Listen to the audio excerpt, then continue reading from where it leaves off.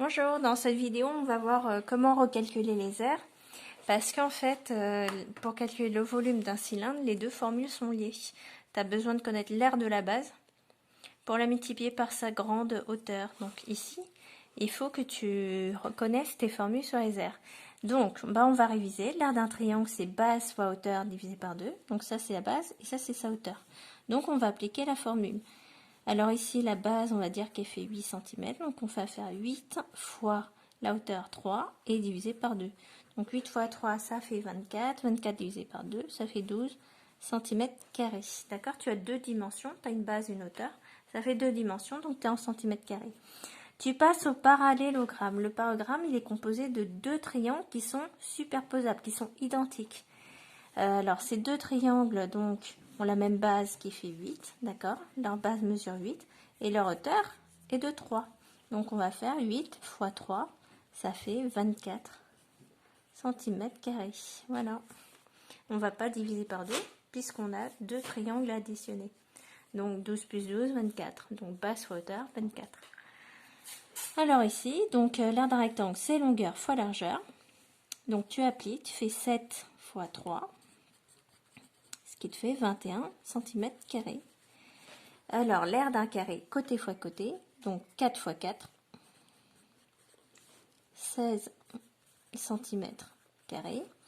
Alors, pour l'aire d'un disque, on va faire pi fois rayon, fois rayon.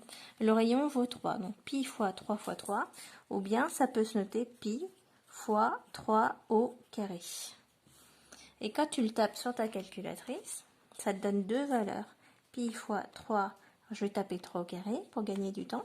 Ça me donne 9 pi. Ça, c'est la valeur exacte de l'aire. Donc, c'est 9 pi.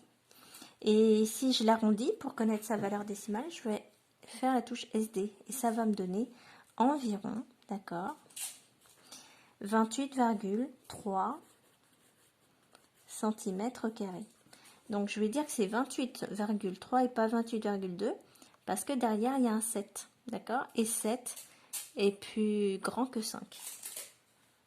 Alors après, il ne faut pas confondre avec le périmètre du cercle.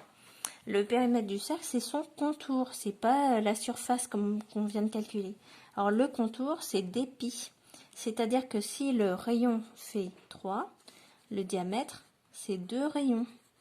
Donc, ça fait 6 cm. D'accord? Donc, on va faire d fois pi, c'est-à-dire 6 fois pi.